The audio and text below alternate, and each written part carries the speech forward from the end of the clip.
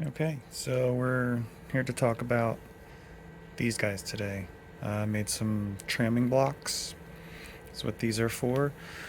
Basically, you got your normal Z screw, right? That's what guides it up and down. I've got two, so I added a second one here. What I did was I upgraded my extruder to an orbiter. Um, so I took the motor that was for the extruder here and I relocated it over there because it was the exact same type of motor. So now we've got that guy down there, and um, I thought that was going to be great at first because it's going to keep these guys more even. What was happening was with like some thinner things, smaller stuff, and especially when I would get up higher, this thing's got a 400 millimeter build volume. That's a lot. That's 400 millimeters right there. So anyway, as you get up here, it seems like the vibrations and stuff get magnified and you get sloppy. To kind of keep it simple. So anyway, did that, and then what I noticed was I was actually having bed leveling issues like all the time. So basically, what happens is the motors have a constant hold current, they call it. It's in your clipper config. There's a holding current. It's usually like, I don't know, zero point 0.4 to zero point 0.9 amps. The idea is it's just enough to keep gravity from pushing down on these and making it get out of whack. Sorry about the cough. I think my kids gave me something. But anyway, the yeah. So it got out of whack. So I was like, well, I've got two screws. I've heard of this thing, right? There's a thing called G34 that will let you use the. It only works with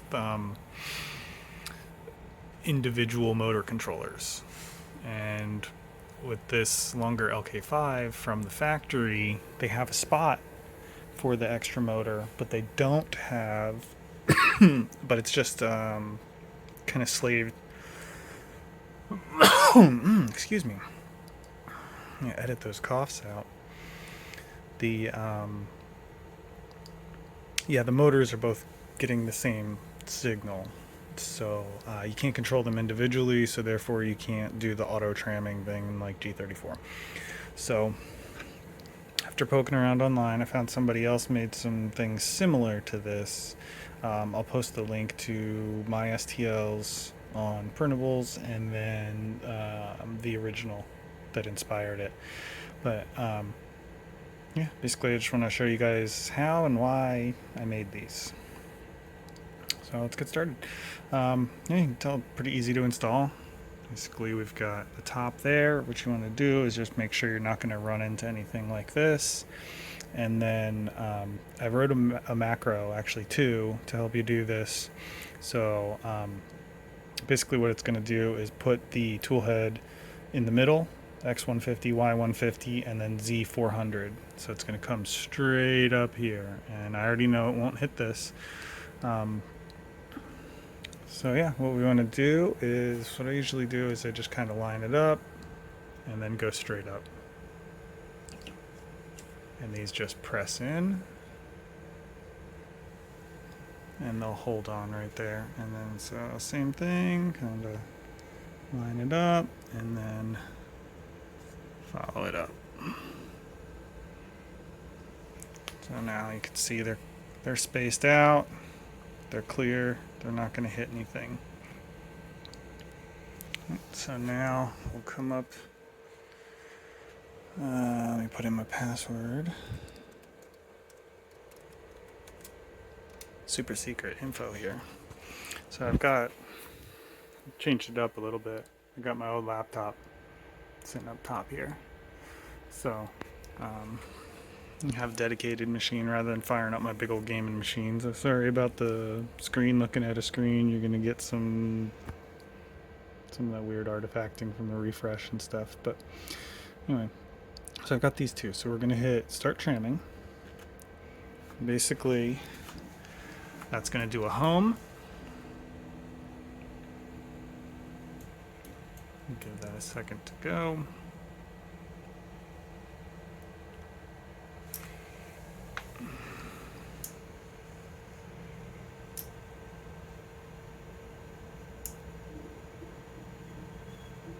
Now we're already at X150, Y150, so we're just going to start moving up.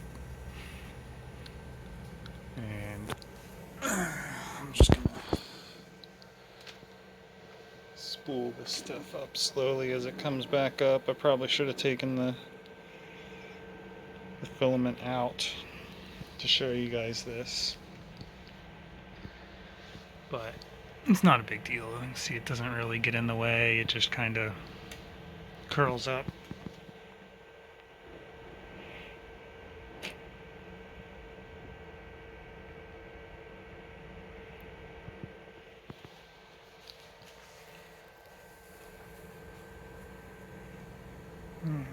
Almost there.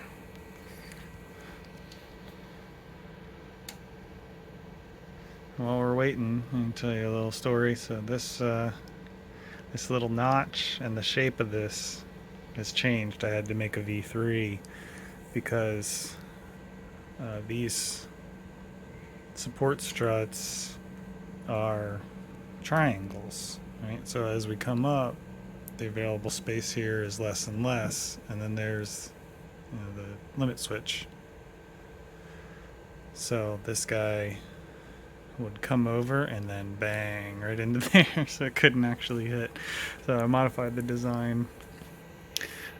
Okay, so now we're all the way up. You can see this side is like right there. There's not even any light really coming through. So what I do is the same thing. You can use the paper, or so let me finish my thought. That's the same thing as when you're tramming the bed. Can I get this thing out of here? They're so flat, they're like impossible to pick up. Give it a little bend. There we go. Okay, and I've also got these. This is a 0.1 feeler gauge. So, same thing like when you're leveling. You just stick these guys under, and you can see right now that's tight. That's dead on. That's probably more than I really want. But then over here, and then make sure they're pressed all the way up nice and flush. Over here, what do we got? Over here is also nice and tight. I can't fit anything in there right now, which probably means these are trammed, which should mean they're trammed as well as they're really going to get. But that's basically the idea. I don't have to do any adjustments here, but if you did, what you're going to want to do is first unplug the motor.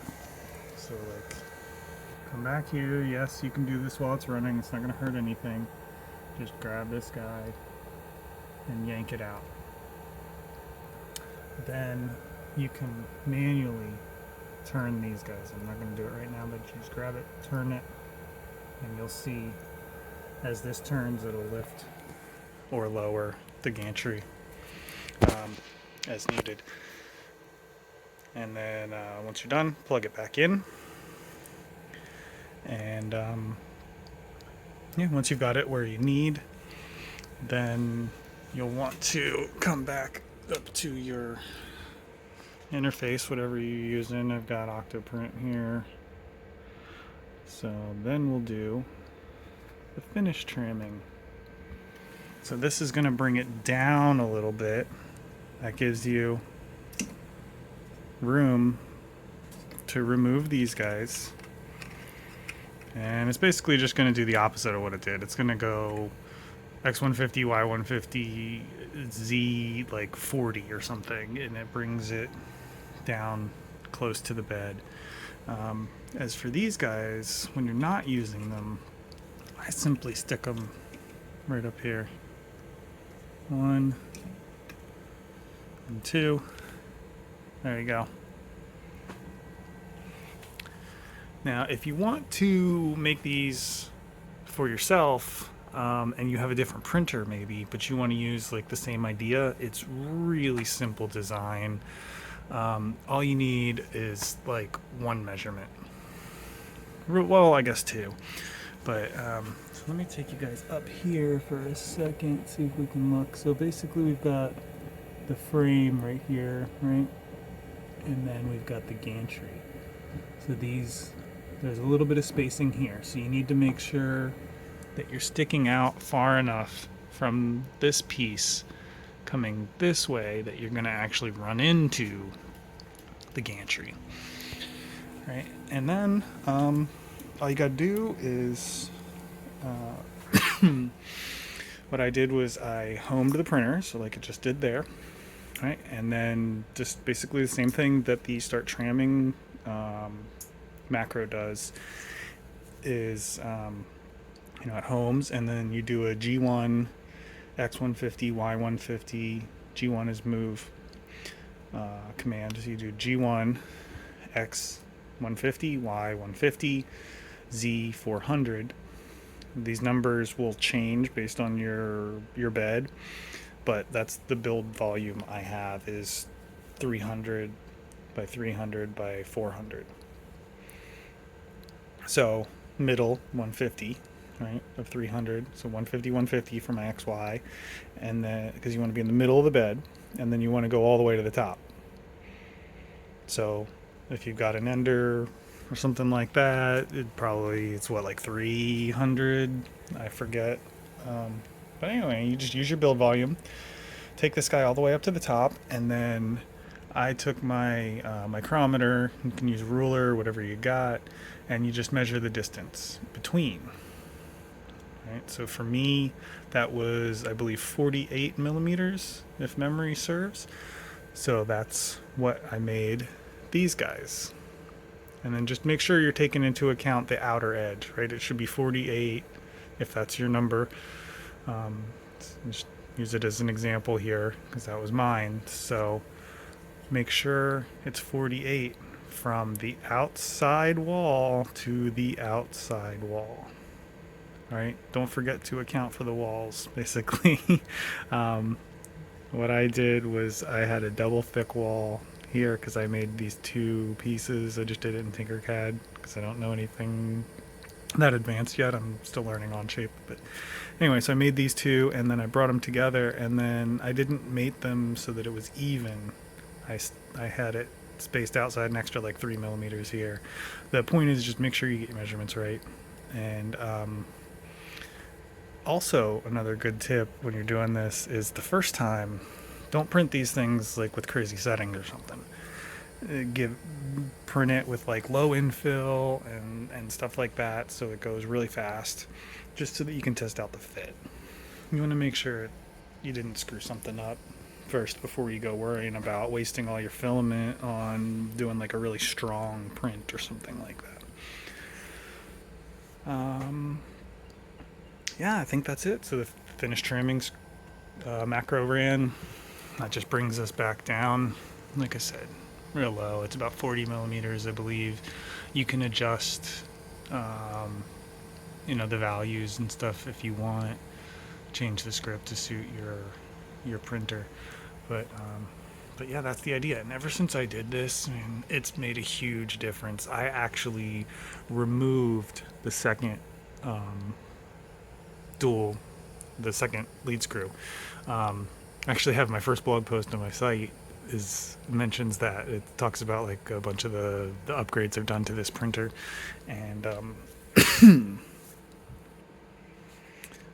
yeah, it mentions that I actually undid the upgrade for a little while because I couldn't get it to stay trammed. Like I mentioned, the holding current earlier, basically, this guy would turn off the power and then it would sag a little bit on one side or the other. So the next time I would start it up, even with the auto bed leveling, it would still get out of whack. And over time that would add up, and then I would look at my bed mesh and the graph is like, an angle like this, which of course it's skewed. Remember to always look at your axes and the scale that's being shown there, because bed leveling, the mesh, when they show it to you, it is very much exaggerated, but that's on purpose. That's what we want here. We want to be able to see all the details. So like, let me show you. I'm sorry again, I'm going to do this, but it's right here, so it serves my example, right, or my argument. It's a good example for my argument. So right, see, 0 and 1, we're showing 2 millimeters. This whole graph is a variance of plus or minus 2 millimeters, right? That's nothing. So what you want to do is look down here, these numbers. Now your interface is going to be different, but they're all going to show this. So that first one, it's kind of hard to read, but that says min. So my minimum value is minus 0.07. So that means I'm just a hair below 0, or quote unquote 0, what it thinks 0 is, right? Which, it's fine, it's right. And then the max is the positive 0.35. So my total variation, the variance on the bottom, this is the number you really care about, is 0.431687. Right? It's below 0.5. So that's acceptable. That should be more than enough for the auto bed leveling to handle. It's a tiny variance. It shouldn't be a big deal. But yeah, just thought I'd want to point that out, because I used to get graphs that were like reading like this, and I was like so confused. Is my bed messed up? Do I need to adjust the screws? Is it the gantry? What? So, make sure your frame is square. Make sure everything's tight. I notice these types of things get loose all the time, but like once a month at least, I'll just come through and hit all these guys, give them a little touch with your fingers, just make sure, give these guys a little spin, make sure the eccentric screws aren't too tight, your belts, all that kind of stuff. These things need maintenance. They're working hard. So I guess that's enough of a tangent for me. Let's go back to the point of this video, is the tramming. So yeah, I'd love to hear what you guys think. Is this something that you might use, or what other tricks maybe have you come up with to help keep everything trammed? Maybe some manual stuff like this, or even better, automated. I'd love to see stuff like that, man. Anytime I can code things or build something to do something for me, I'm all about that. Well, I guess that's it for today. Check back soon. I'm gonna have a little video about the filament sensor I added here. It's cool. With Clipper, you have auto sensing. So like you can trigger a function. So when the switch changes states, there's like a load and an unload, right? So when it plugs in, I can trigger a macro to run that's going to start heating the hot end. So as I'm feeding this in, as soon as it goes in there, temperature turns on. And then basically by the time I've got this pulled down and slotted in, it's almost heated up and ready to go. It's great. You really need to dial in some stuff with the length, but we'll talk about that later. Yeah, if you want to get more updates, hear about the new videos and stuff, make sure you like and subscribe and do all that stuff. Yeah, we'll see you again soon. Make sure you let me know what stuff you guys have done to handle this. I'd love to hear from you. Bye.